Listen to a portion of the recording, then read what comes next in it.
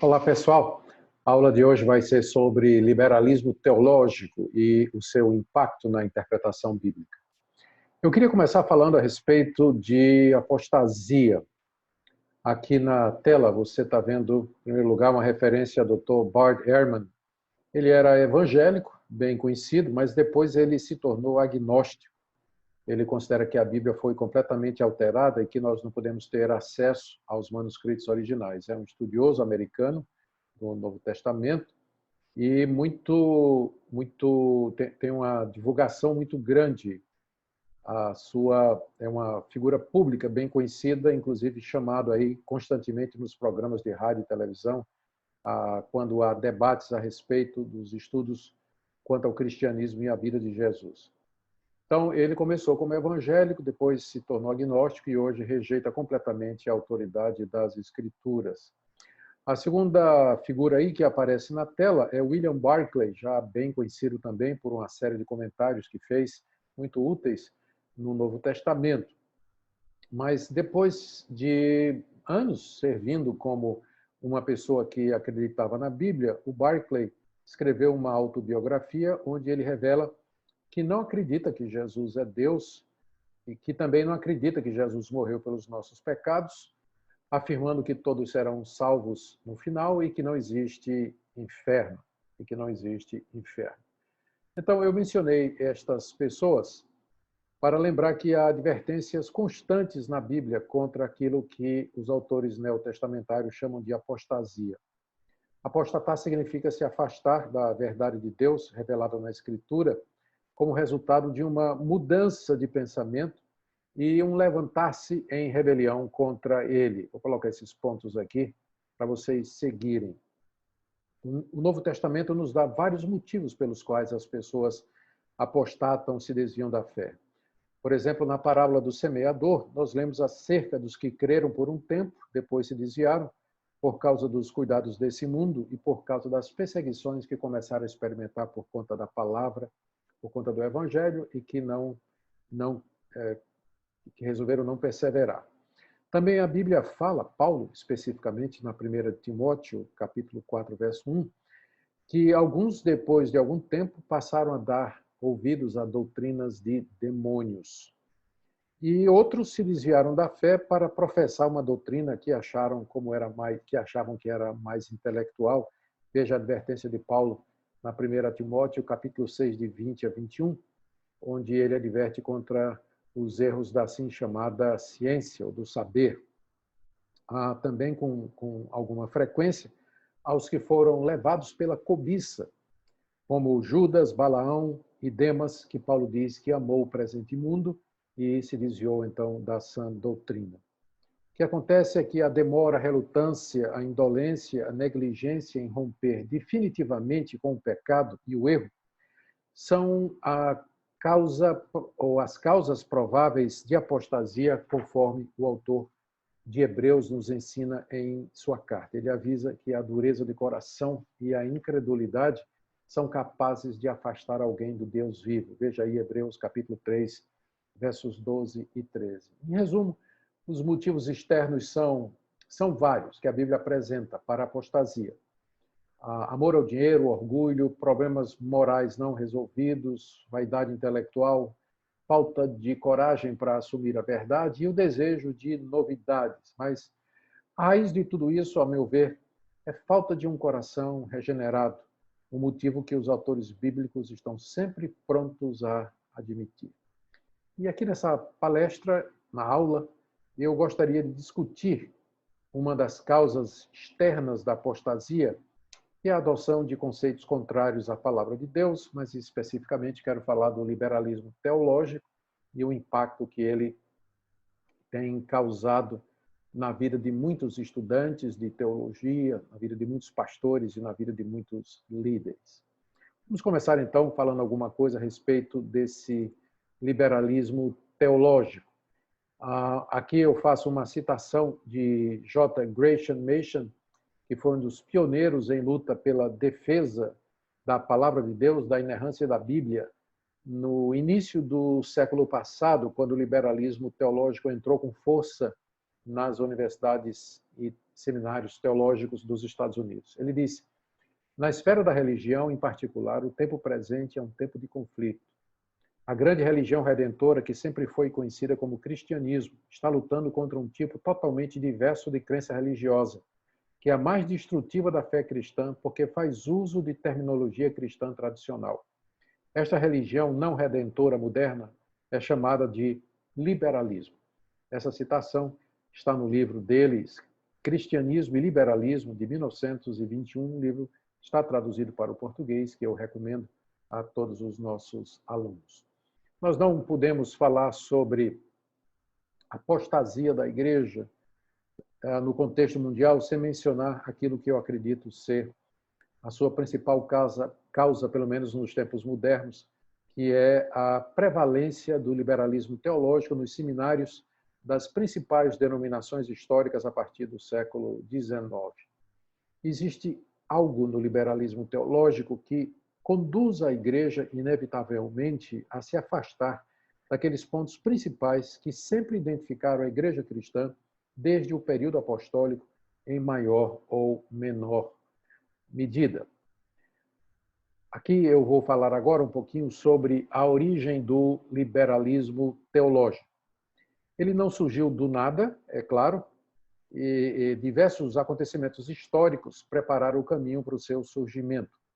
Podemos dizer que o liberalismo teológico é resultado do movimento do século XIX chamado Iluminismo, que se caracterizou principalmente pela sua revolta contra o poder da religião institucionalizada e contra a religião em geral. O Iluminismo ele adotava como pressuposto filosófico o racionalismo de René Descartes, de Spinoza, Baruch Spinoza e John Locke. Tem uma foto deles aí na tela para que você possa ver. Todas essas correntes elas tinham em comum, embora elas tinham abordagens diferentes, mas todos esses filósofos eles concordavam no ponto que Deus tem que ser excluído do conhecimento humano, ou seja, Deus não pode ser levado em consideração quando nós procuramos descobrir a razão, a causa da nossa existência, o motivo de ser da nossa presença aqui nesse mundo e dar explicação para os fenômenos que nos acontecem, tanto na esfera pessoal como na esfera da natureza. O que os liberais acreditavam?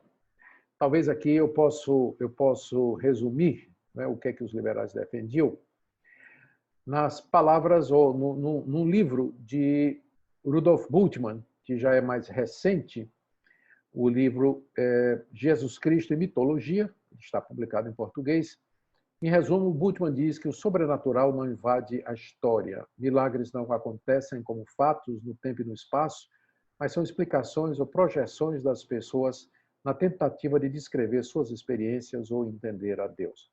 Você percebe aqui que na capa do livro, de propósito, foi colocada aqui uma representação de Jesus andando sobre as águas e Pedro vindo ao seu encontro e naufragando. O objetivo, é claro, é dizer que essas histórias, como de Jesus andando sobre as águas, é simplesmente mito, que não reflete um milagre ou um fato acontecido, mas é uma explicação ou projeção dos discípulos de Cristo de descrever suas experiências ou de entender a Deus ou algumas facetas da vida de Jesus que eles realmente não entendiam. Há uma relação de algumas ideias dos liberais. Eu vou colocar aqui para que você possa entender do que é que nós estamos falando. Então, quando nós nos referimos aos liberais teológicos, nós estamos nos referindo àqueles estudiosos que, primeiro, não acreditam que o sobrenatural invada a história. Para eles, milagres não acontecem como fatos no tempo e no espaço, mas são explicações ou projeções das pessoas, conforme eu já citei aqui o Bultmann.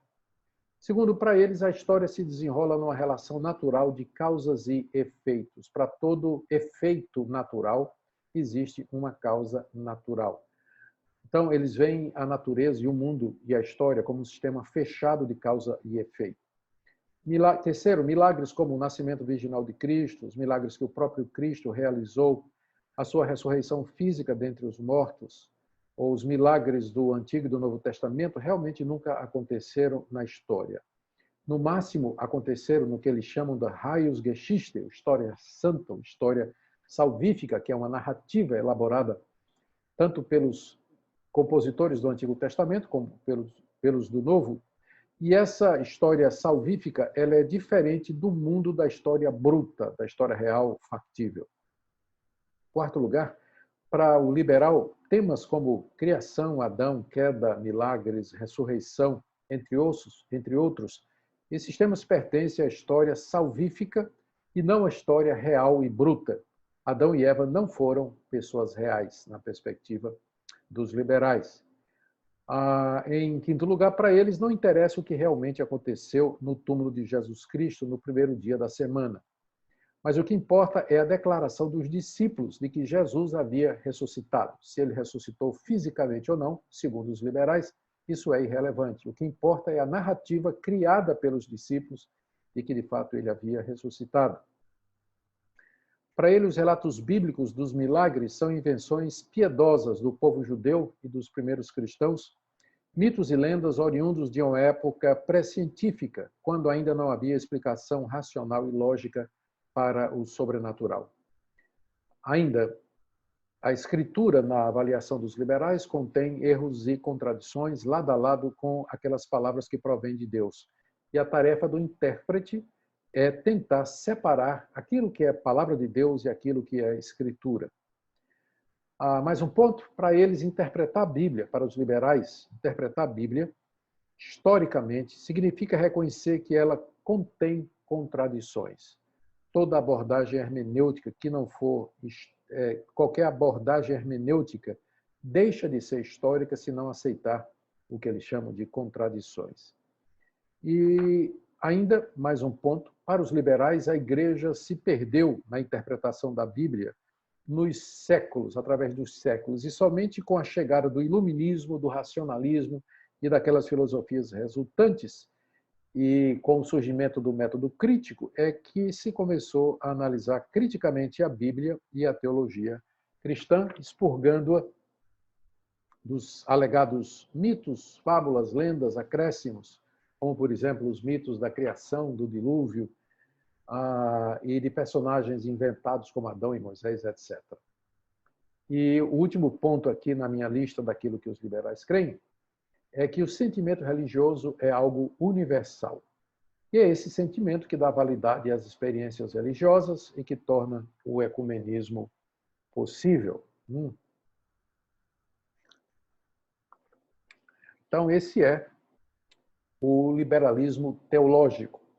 E estas ideias, em maior ou menor proporção, dominaram a mentalidade teológica no século XIX em boa parte das universidades e escolas teológicas da Europa.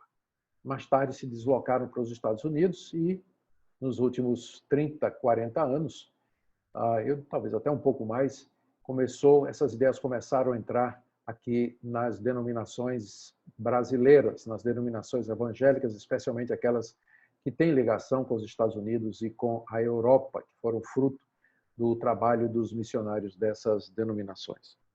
Agora vamos falar um pouquinho a respeito do método histórico crítico, que é o método por excelência do liberalismo teológico. E aqui eu vou usar a distinção de J. Solomon Semmler, 1725-1791. Ele era um estudioso alemão, ele é conhecido ou é considerado como pai do liberalismo teológico por alguns, né? Há outros candidatos também, mas ele fez uma distinção entre palavra de Deus e escritura.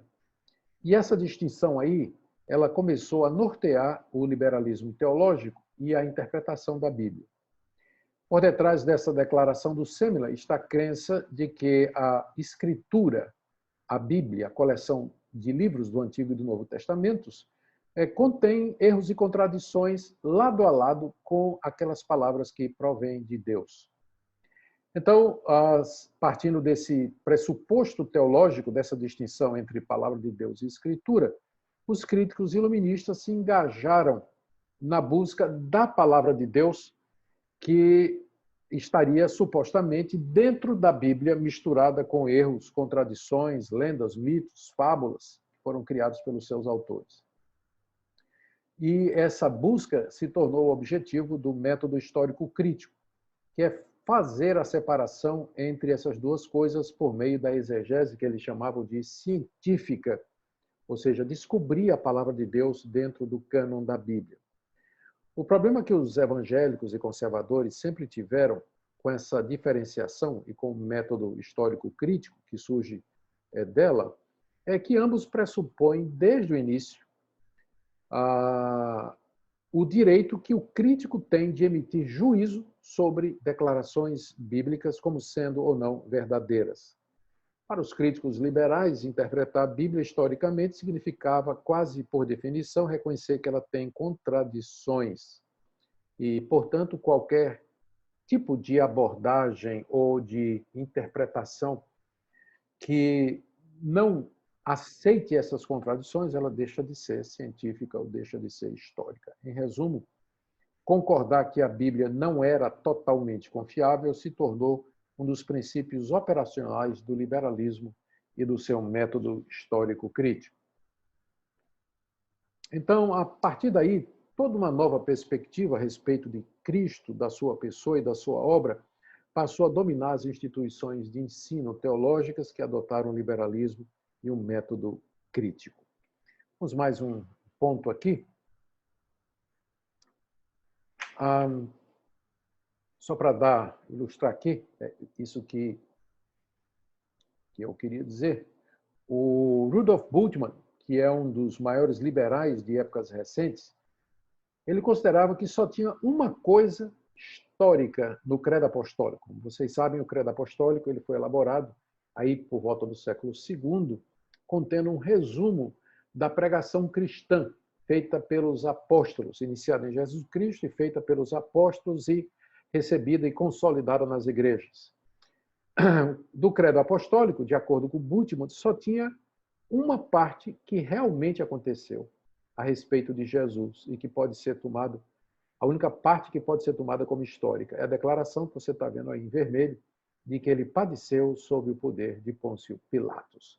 Tudo mais, como por exemplo, que Jesus é o único Filho de Deus, que ele foi concebido por obra do Espírito Santo, que ele nasceu da Virgem Maria, que ele foi crucificado, morto, sepultado e ressurgiu dos mortos ao terceiro dia, subiu aos céus, está sentado à direita de Deus Pai Todo-Poderoso, de onde há de vir para julgar os vivos e os mortos. Para Bultmann, tudo isso é mito, é lenda, não é um fato, não são fatos que podem comprovadamente ser apontados como históricos ou que aconteceram na história.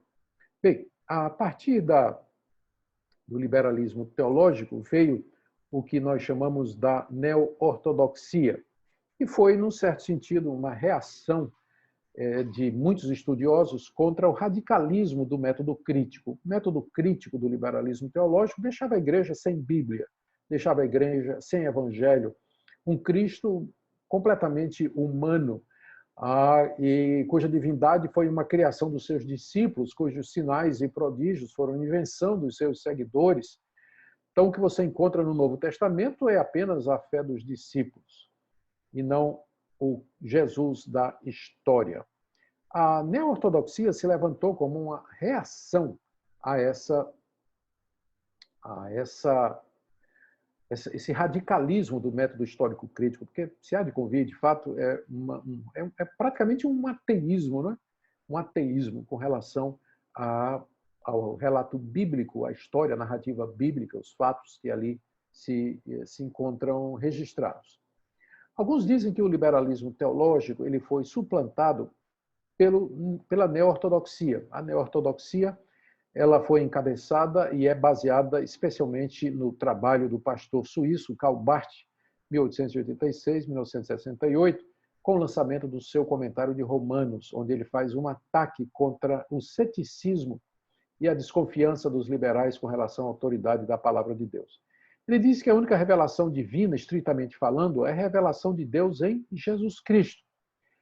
Barth aceitava o resultado da crítica do liberalismo, que a Bíblia era falível e que era apenas um testemunho dessa revelação humana. E então, para o Barth, a Bíblia se torna a palavra de Deus quando o Espírito Santo a usa para iluminar corações e mentes. Perceba que a neo-ortodoxia ela não rejeitou a premissa do método histórico crítico de que a Bíblia tinha erros e contradições. A boa notícia, Barth dizia, é que Deus nos fala através desse livro imperfeito, através desse livro cheio de contradições. A neo-ortodoxia ela se levanta, então, contra a aridez e o ceticismo do liberalismo, porque, no final, e essa era a bronca que Karl Barth tinha com os liberais, o liberalismo não nos deixa mais ouvir a voz de Deus através da Bíblia. E esse é que foi o erro dos liberais, segundo Karl Barth e os neo-ortodoxos. Né? O erro foi empregar a crítica bíblica para mostrar os erros da Bíblia e as suas contradições. E pensar que isso era um empecilho para que Deus nos falasse hoje.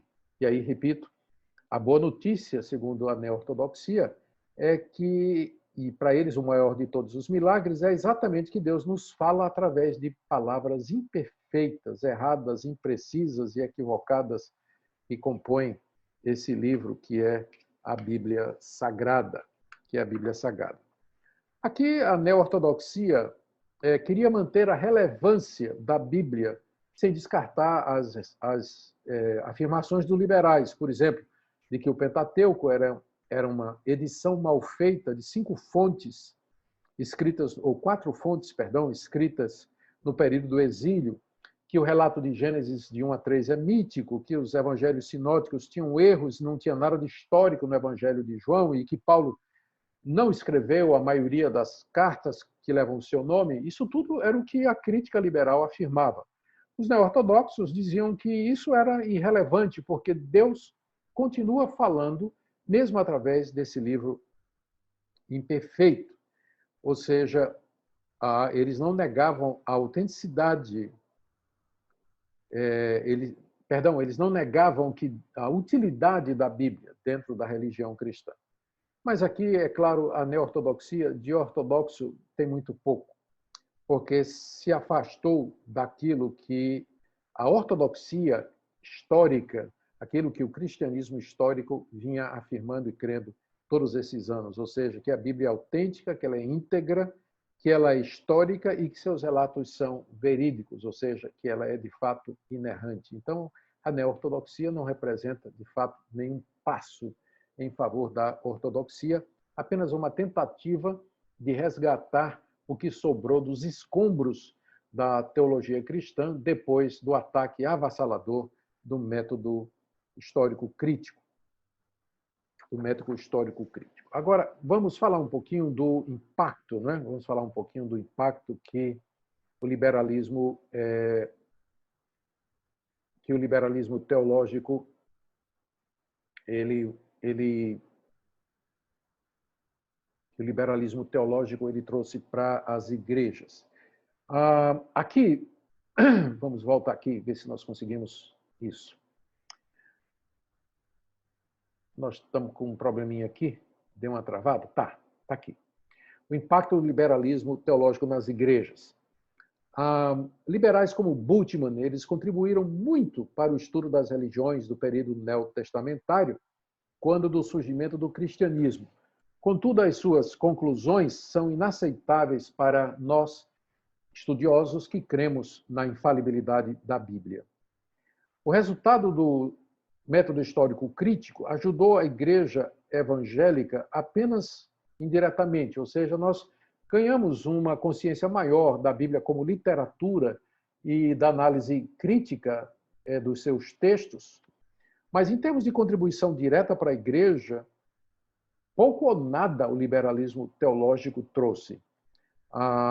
E no que segue, eu menciono alguns dos efeitos maléficos do liberalismo e como ele contribuiu para a apostasia da igreja no contexto mundial. Primeiro, no ecumenismo teológico, porque, como nós já dissemos, para os liberais, o cristianismo não é a única religião certa.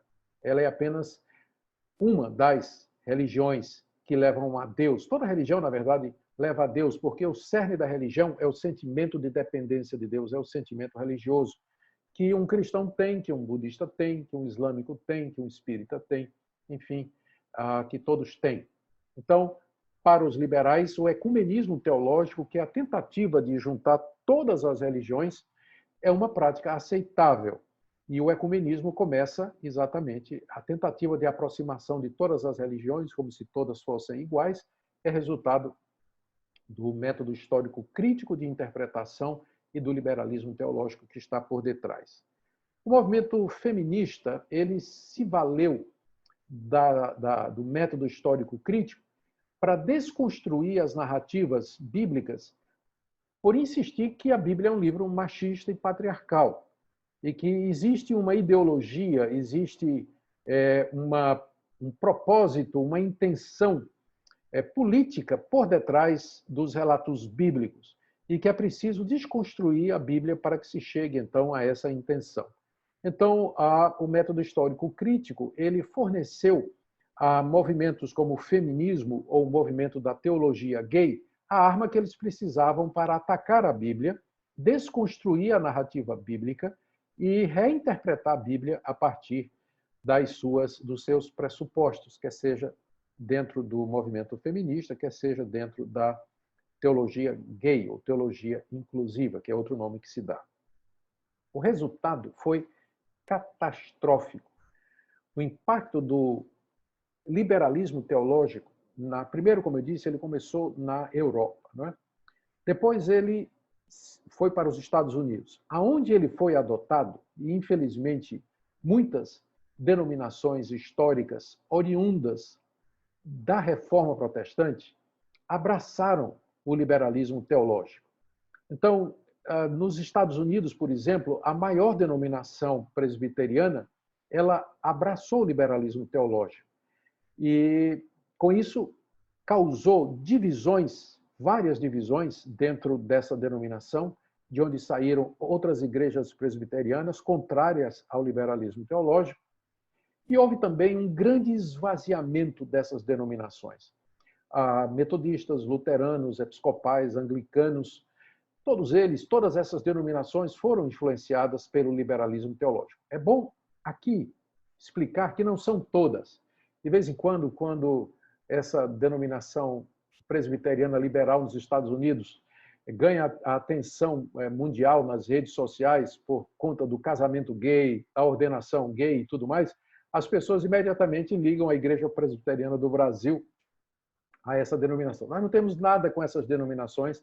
A Igreja Presbiteriana do Brasil é contra o método crítico, é contra o liberalismo teológico e faz parte da nossa confissão a crença na inerrância, na autoridade, na autenticidade, na historicidade de todos os relatos bíblicos. Nós recebemos a Bíblia inteira, do começo ao fim, como sendo a inerrante, infalível palavra de Deus. Mas o ponto é que eu quero... Isso aqui é só de passagem, né, para responder a essa questão que de vez em quando aparece.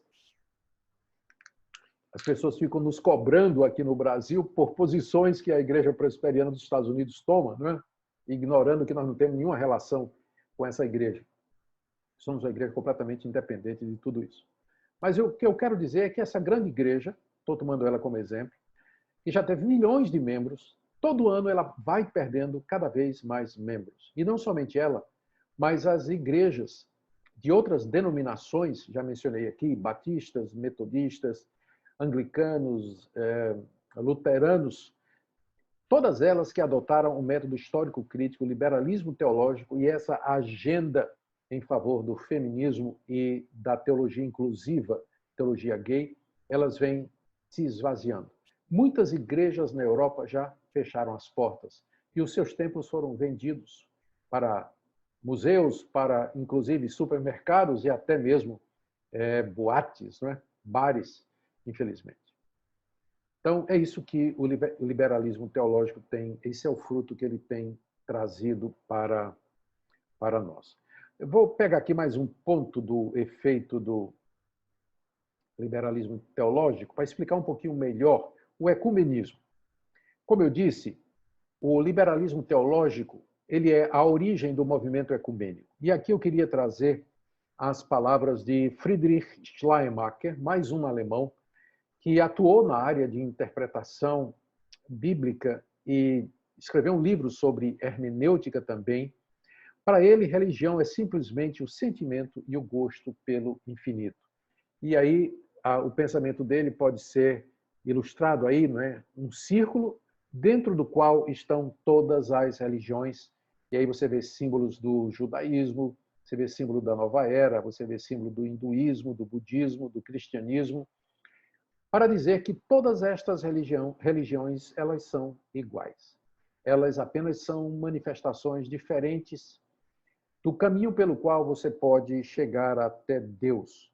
Porque o essencial do sentimento religioso é esse senso de dependência de Deus que você vai encontrar em todas essas religiões.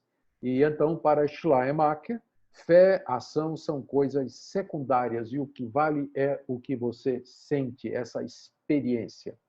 Aqui eu quero aproveitar que estamos falando um pouquinho do Schleiermacher, né, que religião é simplesmente o sentimento e o gosto pelo infinito, que algumas pessoas querem fazer uma conexão entre o liberalismo teológico, com a sua ênfase no sentimento religioso como sendo a coisa mais importante e que define realmente o que é religião, e o movimento pentecostal, com a sua ênfase em experiência. Então, há pessoas que querem fazer essa ligação.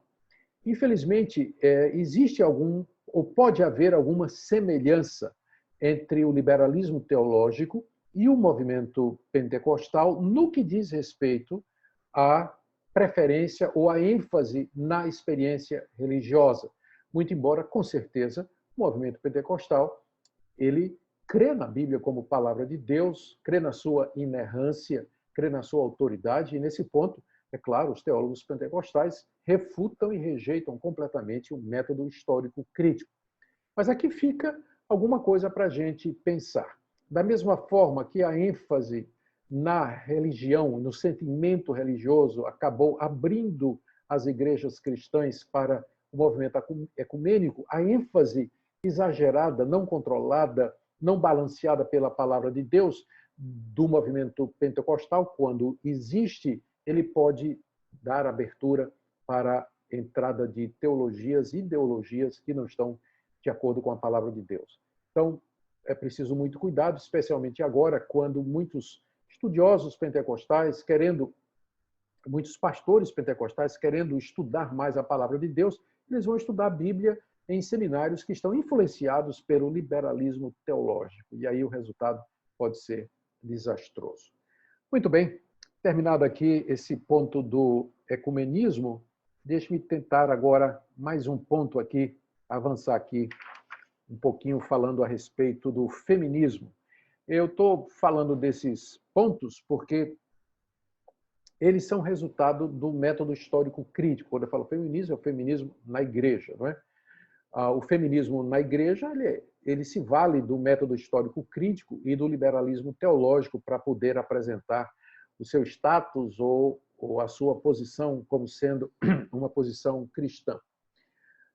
O movimento feminista entra na igreja a partir do livro de Catherine Bliss, O Trabalho e o Status da Mulher na Igreja, de 1952. Esse livro é considerado como o marco inicial do moderno movimento feminista dentro da igreja. Nesse livro, ela observa que, embora as mulheres estejam ou sejam extremamente envolvidas na participação das igrejas, o papel delas estava limitado a auxiliadoras, como, por exemplo, escola dominical e missões. E aí, a partir do livro da Kathleen Bliss, o assunto começou a ganhar alguma importância, porque em 1961, o Concílio Mundial de Igrejas, influenciado por esse pensamento, lançou um panfleto intitulado Quanto à Ordenação de Mulheres, e chamou as igrejas afiliadas, só lembrando, a IPB não está afiliada ao Concílio Mundial de Igrejas, chamando as igrejas afiliadas para um reexame das suas tradições e leis canônicas e pedindo que as mulheres passassem a ser ordenadas como pastoras e bispas, ou enfim, todos os cargos eclesiásticos de autoridade dentro das igrejas. E muitos católicos, metodistas, batistas, episcopais, presbiterianos, congregacionais, luteranos concordaram: a mulher na igreja precisa de liberação, ela precisa ocupar essas posições, como, por exemplo, o ministério ordenado. E aí, o que acontece? A teologia feminista, ela surge com força afetada pela hermenêutica pós-moderna, achando, como eu já disse, que a Bíblia é um livro machista, e a partir daí, desconstruindo o ensino bíblico, o feminismo exige o primeiro passo, que é a ordenação das mulheres nas igrejas para os ofícios eclesiásticos. Só que a ordenação das mulheres para o ofício eclesiástico na igreja requeria o desenvolvimento de uma nova teologia, de uma nova visão sobre Deus, sobre a Bíblia, sobre o culto e sobre o mundo. E aí a teologia precisava ser redefinida, alinhando-se com o ponto de vista feminino. E foi esse o passo que foi dado.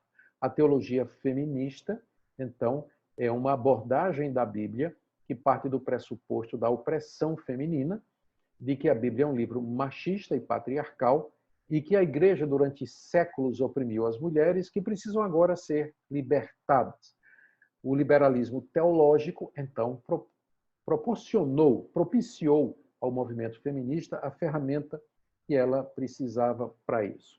Mas veja só, os mesmos argumentos que são usados para que a mulher, nessas igrejas que foram impactadas pelo liberalismo teológico, o mesmo argumento que foi usado para que as mulheres pudessem ocupar cargos eclesiásticos, contrariando o ensino bíblico, onde claramente o governo, a liderança, o ensino autoritativo nas igrejas é para o homem cristão qualificado.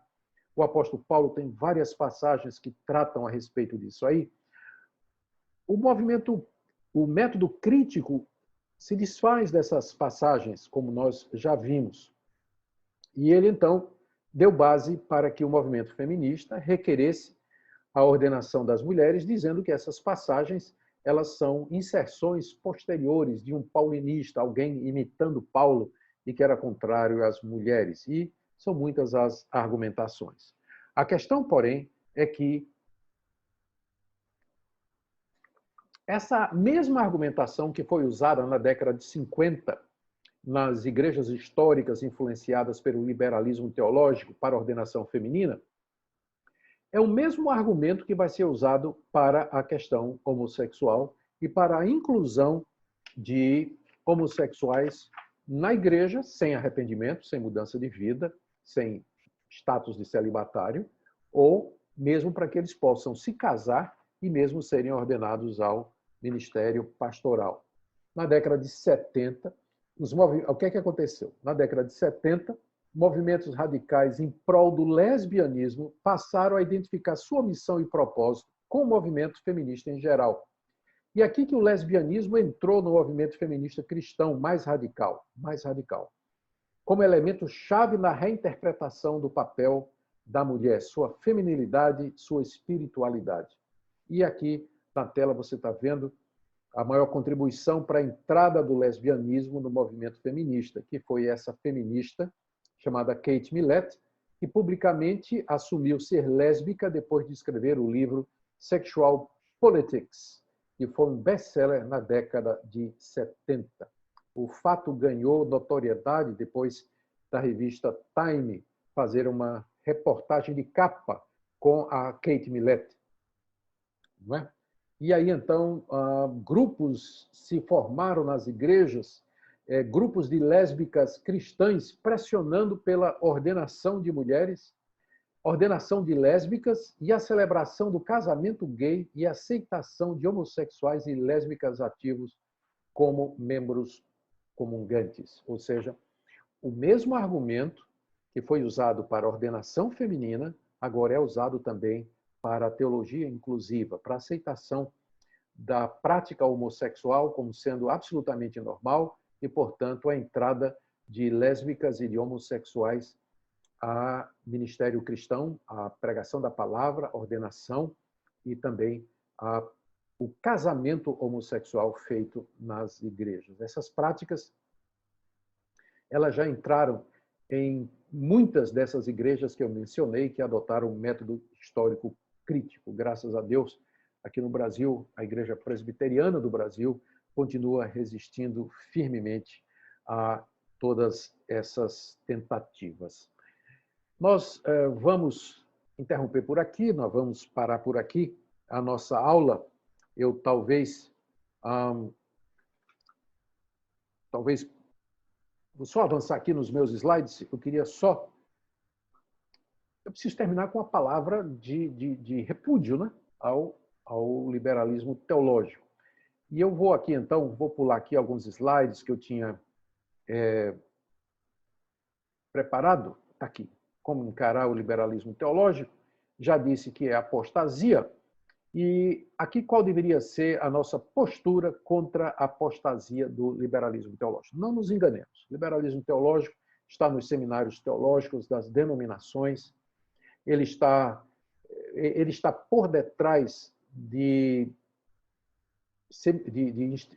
dos cursos reconhecidos pelo MEC, a maioria deles, boa parte deles, não posso generalizar, mas boa parte deles, os professores são liberais com relação à escritura sagrada, e ele exerce uma influência maléfica, serve de ferramenta hermenêutica para essas teologias, como a teologia feminista, a teologia gay e outras teologias que não creem na literalidade da Bíblia, sua historicidade, na sua veracidade, na sua inerrância, e reinterpretam a Bíblia para justificar os seus preconceitos, os seus pressupostos, as suas posturas ideológicas.